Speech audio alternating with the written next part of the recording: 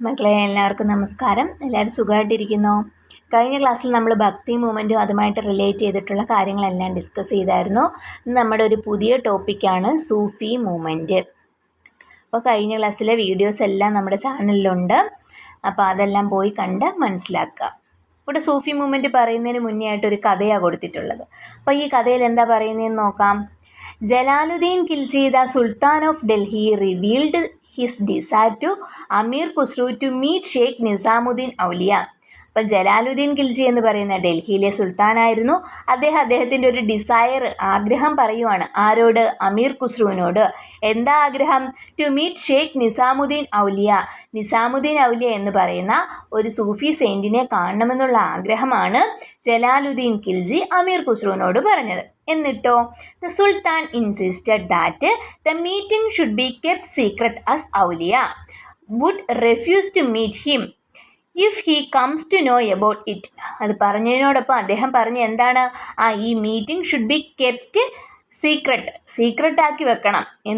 ഔലിയയിൽ നിന്ന് ഈ ഒരു മീറ്റിംഗ് സീക്രട്ടാക്കി വെക്കണം. കാരണം എന്താ? ഇൻ കേസ് ഇത് ഔലിയ അറിയുവാണെങ്കിൽ അദ്ദേഹം എന്ത് ചെയ്യും? എന്നെ കാണാൻ കൂട്ടാക്കത്തില്ല. അതുകൊണ്ട് തന്നെ ഈ ഒരു മീറ്റിംഗ് സീക്രട്ടാക്കി വെക്കണമെന്നും കൂടി ജലാലുദ്ദീൻ ഖിൽജി ആരോട് പറഞ്ഞു? അമീർ ഖുസ്രുവിനോട് പറഞ്ഞു.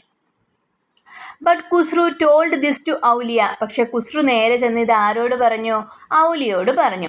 Auliya who did not like to meet rulers. ഔലിയയ്ക്ക് റൂളേഴ്സിനെ മീറ്റ് ചെയ്യുന്നത് ഒട്ടും ഇഷ്ടമല്ലായിരുന്നു. അദ്ദേഹം എന്തു ചെയ്തു?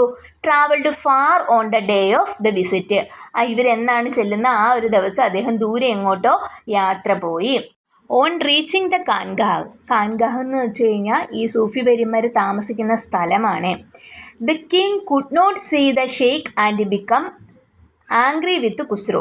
അപ്പോൾ കാൻഗാഹിൽ എത്തിക്കഴിഞ്ഞപ്പോഴത്തേന് രാജാവിന് ആരെ കാണാൻ പറ്റിയില്ല? ഔലിയെ കാണാൻ പറ്റിയില്ല. അതുകൊണ്ട് തന്നെ അദ്ദേഹം ഖുസ്രുവിനോട് ദേഷ്യപ്പെട്ട് എന്തോ പറയുന്നത്? You are deceiving the sultan wherein you. അപ്പോൾ എന്താണ്? നിങ്ങൾ രാജാവിനെ ചതിക്കുക അല്ലെങ്കിൽ സുൽത്താനെ ചതിക്കുമായിരുന്നു അല്ലേ എന്ന് ചോദിക്കുവാണ്. ആരോട്? ഖുസ്രുവിനോട്. ഖുസ്രു റിപ്ലൈഡ്. അപ്പോൾ ഖുസ്രു പറയുവാണ്, if I deceiving the king. അപ്പം ഞാൻ എന്ത് ചെയ്യുന്നു?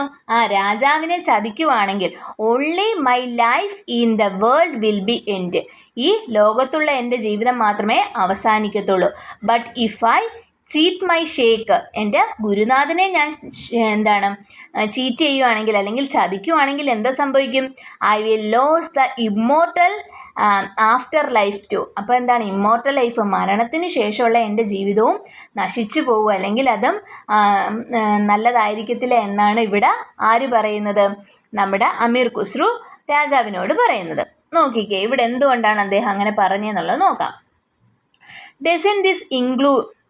Doesn't this incident tell us that Khusrau who was not afraid of death. അപ്പോൾ ഇതിൽ നിന്ന് നമുക്ക് മനസ്സിലാക്കാം ഖുസ്രുവിന് എന്തിനെ ഭയമില്ലായിരുന്നു? മരണത്തെ ഭയമില്ലായിരുന്നു. was afraid of displeasure of the സൂഫി ഷെയ്ഖ് നിസാമുദ്ദീൻ ഔലിയ. പക്ഷേ മരണത്തെ പേടിയില്ലാത്ത അദ്ദേഹത്തിന് ഗുരുവായ നിസാമുദ്ദീൻ ഔലിയയുടെ ഡിസ്പ്ലഷർ അല്ലെങ്കിൽ അദ്ദേഹത്തിൻ്റെ അസംതൃപ്തിയോട് ഒരു പേടിയും കാര്യങ്ങളും ഒക്കെ ഉണ്ടായിരുന്നു എന്നല്ലേ നമുക്കിതിൽ നിന്ന് മനസ്സിലാക്കാനായിട്ട് പറ്റുന്ന. What else did you learn from this story. ഈ സ്റ്റോറിയിൽ നിന്ന് വേറെ എന്തെല്ലാം കാര്യങ്ങൾ നമുക്ക് മനസ്സിലാക്കാനായിട്ട് പറ്റും? അപ്പോൾ ഇവിടെ മനസ്സിലാക്കാൻ പറ്റുന്ന ഒരു കാര്യമേ ഉള്ളൂ. എന്താണ്? കിങ്ങിനെ ചതിക്കുവാണെങ്കിൽ നമുക്ക് ഈ വേൾഡിലുള്ള ലൈഫേ എൻഡ് ചെയ്യത്തുള്ളൂ. പക്ഷേ നമ്മൾ നമ്മുടെ ഗുരുവിനെയാണ് ചതിക്കുന്നതെങ്കിൽ എന്ത് സംഭവിക്കും? Lose the immortal afterlife too. അപ്പം നമ്മുടെ ഇമ്മോർട്ടൽ ലൈഫ്, അതായത് മരണത്തിന് ശേഷമുള്ള ലൈഫും കൂടി എന്തോ ചെയ്യുമെന്നാണ് പറയുന്നത്? നശിച്ചു പോകും. ആ ഒരു പോയിൻ്റാണ് ഇവിടെ കൊടുത്തിട്ടുള്ളത്. ഓക്കെ, ഇനി ശ്രദ്ധിച്ചേ. Sufis were those who accepted bhakti as the means to approach God. ശ്രദ്ധിച്ചിരിക്കണം. അപ്പം സൂഫീസ് എന്ന് പറഞ്ഞാൽ എന്താണ്? അവർ അക്സെപ്റ്റ് ചെയ്തിരുന്നു. എന്ത് അക്സെപ്റ്റ് ചെയ്തിരുന്നു? Bhakti as a means to approach God, ദൈവത്തെ അപ്രോച്ച് ചെയ്യുന്നതിന് വേണ്ടിയിട്ടുള്ള ഒരു മാർഗമായിട്ടാണ് അവർ ആ ഭക്തിയെ കണ്ടിട്ടുണ്ടായിരുന്നത്. Sufi scholars through one of the way to achieve this was devotional singing. അതുപോലെ തന്നെ അവർ വിശ്വസിച്ചിരുന്നത് ഇത് എങ്ങനെ ദൈവത്തിലേക്ക് എത്തിപ്പെടാൻ പറ്റുമെന്ന് അവർ വിശ്വസിച്ചിരുന്നത് achieve this was devotional singing. Devotional സിംഗിങ്ങിലൂടെ, അതായത് ഭക്തി ഗാനങ്ങൾ ആലപിക്കുന്നതിലൂടെ മാത്രമേ ദൈവത്തിലേക്ക് എത്തിപ്പെടാൻ സാധിക്കത്തുള്ളൂ എന്നാണ് ഈ സൂഫികൾ വിശ്വസിച്ചിട്ടുണ്ടായിരുന്നത്. They traveled among the common people and propagated Sufi principles. അവർ ട്രാവൽ ചെയ്തു. എങ്ങനെയാണ്? കോമൺ പീപ്പിൾസിൻ്റെ ഇടയിലൂടെ ട്രാവൽ ചെയ്തു. എന്തിനു വേണ്ടി? Propagate Sufi principles. നമ്മുടെ സൂഫി പ്രിൻസിപ്പിൾസിനെയൊക്കെ പ്രൊപ്പഗേറ്റ് ചെയ്യുന്നതിന് വേണ്ടി അവർ സാധാരണക്കാർക്കിടയിലൂടെ സഞ്ചരിച്ചിട്ടുണ്ടായിരുന്നു. Emphasize was given to the concept of monotheism, fraternity, humanity and devotion to God. അതുപോലെ തന്നെ അവരെന്തെല്ലാം ആശയങ്ങളെയാണ് പ്രചരിപ്പിക്കാനായിട്ട് ശ്രമിച്ചത്? മോണോത്തിസം, ഏകദൈവ വിശ്വാസം, അതുപോലെ തന്നെ ഫെർട്ടേണിറ്റി സ്വാതന്ത്ര്യം, അതുപോലെ എന്താണ് ഹ്യൂമാനിറ്റി മനുഷ്യത്വം, ഡിവോഷൻ ടു ഗോഡ് ദൈവത്തിലേക്ക് നമ്മൾ സമർപ്പിക്കുന്ന എന്നിങ്ങനെയുള്ള ആശയങ്ങളെ അവർ ജനങ്ങളിലേക്ക് എത്തിക്കാനായിട്ടും ശ്രമിച്ചിട്ടുണ്ടായിരുന്നു. ഇതാ ഇവിടെ സൂഫിസത്തെക്കുറിച്ച് കൊടുത്തിട്ടുണ്ട്. എന്താണെന്ന് നോക്കിക്കേ. Scholars suggest that the word Sufism is derived from the word സൂഫ് എന്ന് പറയുന്ന വേർഡിൽ നിന്നാണ് സൂഫിസം ഡിറൈവ് ചെയ്ത് വന്നതെന്നാണ് ചില സ്കോളേഴ്സ് പറയുന്നത്. അതുപോലെ അതിൻ്റെ മീനിങ് എന്താണ്? Meaning this wool. അപ്പോൾ എന്താ മീനിങ് എന്ന് പറഞ്ഞാൽ എന്താണ്? വൂള്. മീനിങ് വൂളാണ്. സൂഫ് എന്ന് പറയുന്ന വേർഡിൻ്റെ മീനിങ് വൂളാണ്. അതല്ലെങ്കിൽ ഓർ ഫ്രം ദ വേർഡ് സഫി. സൂഫിസം ഡിറൈവ് ചെയ്ത് വന്ന ഒന്നുകിൽ സൂഫ് എന്ന വേർഡിൽ നിന്നായിരിക്കും, അതല്ലെങ്കിൽ സഫി എന്ന് പറയുന്ന വേർഡിൽ നിന്നായിരിക്കും എന്നാണ് ഇവരിവിടെ പറയുന്നത്. സഫി എന്ന് പറഞ്ഞാൽ എന്താണ്? മീനിങ് പ്യൂരിറ്റി, അതായത് ശുദ്ധി അല്ലെങ്കിൽ എന്താണ് പരിശുദ്ധി എന്ന ആ രണ്ട് വേർഡിൽ നിന്നാണ്, അല്ലെങ്കിൽ അതിലേതോ ഒരു വേർഡിൽ നിന്നാണ് സൂഫിസം ഡിറൈവ് ചെയ്ത് വന്നത് എന്നാണ് ഇവരിവിടെ പറയുന്നത്. ഓക്കെ, മക്കളെ ശ്രദ്ധിച്ചേ. Sufism is an Islamic devotional movement which originated in Central Asia. മധ്യേഷ്യയിൽ രൂപം കൊണ്ടിട്ടുള്ള ഒരു ഇസ്ലാമിക് ഡിവോഷണൽ മൂവ്മെൻറ്റ് അല്ലെങ്കിൽ എന്താണ് ഇസ്ലാമിക ഭക്തി പ്രസ്ഥാനമാണ് സൂഫിസം എന്നതുകൊണ്ട് അർത്ഥമാക്കുന്നത്. The rulers here began to pay more attention to worldly pleasures like wealth, power and luxurious life. അവിടെ ഉണ്ടായിരുന്ന റൂളേഴ്സ് കൂടുതലായിട്ട് പ്രാധാന്യം കൊടുത്തിട്ടുണ്ടായിരുന്ന എന്തിനൊക്കെയായിരുന്നു? വെൽത്തിന്, സമ്പത്തിന്, അതുപോലെ തന്നെ പവർ, അധികാരത്തിന്, അതുപോലെ തന്നെ എന്താണ് ലക്ഷൂറിയസ് ലൈഫ്, ആഡംബര ജീവിതം എന്നിവയ്ക്കാണ് അവർ കൂടുതൽ പ്രാധാന്യം നൽകിയിട്ടുണ്ടായിരുന്നത്. It was against such trends that the Sufi movement emerged. അപ്പോൾ സൂഫി മൂവ്മെൻറ്റിന് ഇതിനെല്ലാം എഗെയിൻസ്റ്റ് ആയിരുന്നു. അപ്പോൾ ഇതിനെ ഒന്നും പ്രോത്സാഹിപ്പിച്ചിരുന്ന ഒന്നായിരുന്നില്ല സൂഫി മൂവ്മെൻറ്റ്. അതായത് വെൽത്തിനോടോ പവറിനോടോ അല്ലെങ്കിൽ ലക്ഷൂറിയസ് ആയിട്ടുള്ള ലൈഫിനോടോ ഒന്നും സൂഫി മൂവ്മെൻറ്റിന് താല്പര്യം ഉണ്ടായിരുന്നില്ല. The Sufi movement reached India by 12th century CE. 12ാം നൂറ്റാണ്ടോടു കൂടിയാണ് സൂഫി മൂവ്മെൻറ്റ് ഇന്ത്യയിൽ എത്തിപ്പെടുന്നത്. Among the 12 Sufi sects known as silsilas, the Chishti and Suhrawardi silsila reached India. അപ്പോൾ 12 സൂഫി സിൽസിലകൾ എന്നറിയപ്പെടുന്ന 12 സൂഫി വിഭാഗങ്ങളിൽ ഇന്ത്യയിലേക്ക് എത്തിയിട്ടുണ്ടായിരുന്ന സിൽസിലകൾ ഏതൊക്കെയായിരുന്നു? ചിസ്തി, അതുപോലെ തന്നെ സുഹ്രവർത്തി സിൽസിലാസ് ആയിരുന്നു ഇന്ത്യയിലേക്ക് എത്തിയിട്ടുണ്ടായിരുന്നത്. ചിസ്തി, സുഹ്രവർത്തി ഓർത്ത് വെച്ചേക്കണേ. അപ്പോൾ ഇന്ത്യയിലേക്ക് വന്നത് ഏതൊക്കെയായിരുന്നു?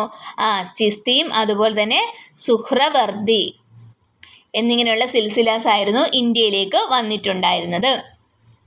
The Sufi masters were the one who gave importance to spiritual life, abstaining from luxurious life. അപ്പോൾ ആത്മീയ ജീവിതത്തിന് എന്താ ഇവിടെ പറയുന്ന? ആത്മീയ ജീവിതം, സ്പിരിച്വൽ ലൈഫിന്, ആത്മീയ ജീവിതത്തിന് പ്രാധാന്യം കൊടുത്ത ആളുകളായിരുന്നു ആരെന്ന് പറയുന്നത്? സൂഫികൾ എന്ന് പറയുന്നത്. അവർ എന്തോ ചെയ്തു? ലക്ഷൂറിയസ് ആയിട്ടുള്ള ലൈഫിനോട് അവർക്ക് താല്പര്യം ഉണ്ടായിരുന്നില്ല. അപ്പം എന്താണ്? സ്പിരിച്വൽ ലൈഫിനോടാണ് സൂഫികൾക്ക് പ്രാധാന്യം അല്ലെങ്കിൽ സൂഫികൾക്ക് താല്പര്യം ഉണ്ടായിരുന്നത്. ലക്ഷൂറിയസ് ലൈഫിനോട് സൂഫികൾക്ക് അല്ലെങ്കിൽ എന്താണ് താല്പര്യം ഉണ്ടായിരുന്നില്ല. The Sufi masters was called ഏതാണ്? പിർ അല്ലെങ്കിൽ ഷെയ്ഖ്. സൂഫി മാസ്റ്റേഴ്സിനെ ഏത് പേരിൽ അറിയപ്പെട്ടു? പിർ അല്ലെങ്കിൽ ഷെയ്ഖ് എന്ന പേരിലാണ് അറിയപ്പെട്ടിട്ടുണ്ടായിരുന്നത്. ആൻഡ് ഹിസ് ഫോളോവേഴ്സിനെ ഏത് പേരിൽ അറിയപ്പെട്ടു? വേർ കാൾഡ് മുരീദ്. അപ്പം സൂഫി വര്യന്മാരെ ഏത് പേരിൽ അറിയപ്പെട്ടു? പിർ അല്ലെങ്കിൽ ഷെയ്ഖ് എന്നും അതുപോലെ തന്നെ ഫോളോവേഴ്സിനെ മുരീദ് എന്ന പേരിലുമാണ് അറിയപ്പെട്ടിട്ടുണ്ടായിരുന്നത് എന്നാണ് ഇവിടെ കൊടുത്തിട്ടുള്ളത്. മക്കളെ ശ്രദ്ധിക്കണേ. അപ്പോൾ കാൻഗാസ് അണ്ടർലൈൻ ചെയ്തിട്ടേക്കണം. കാൻഗാസ് എന്ന് പറയുന്നത് എന്തായിരുന്നു എന്നാണ് പറയുന്നത്? Where the Sufi reside, were the social centres of the time. സൂഫികൾ താമസിക്കുന്ന സ്ഥലങ്ങളെയാണ് കാൻഗാസ് എന്ന് പറയുന്നതെന്ന് നമ്മൾ ഓൾറെഡി പറഞ്ഞ കാര്യമാണ്. അപ്പോൾ എന്താണ് ഈ കാൻഗാസ് എന്ന് പറയുന്നത് എന്തായിരുന്നു? സോഷ്യൽ സെൻറ്റേഴ്സ് ആയിരുന്നു. ആ ഒരു കാലഘട്ടത്തിലെ സാമൂഹ്യ കേന്ദ്രങ്ങളായിട്ടാണ് എന്താണ് ഈ സൂഫികൾ താമസിക്കുന്ന കാൻഗാസിനെ കണ്ടിട്ടുണ്ടായിരുന്നത്. കവാലീസ് അതും അണ്ടർലൈൻ ചെയ്തിട്ട് പഠിക്കേണ്ടതാണ്. കവാലീസ് എന്ന് വെച്ച് കഴിഞ്ഞാൽ എന്താണ്? ആർ ഡിവോഷണൽ സോങ്സ് എന്ന് വെച്ചാൽ ഡിവോഷണൽ സോങ്സ് ആയിരുന്നു.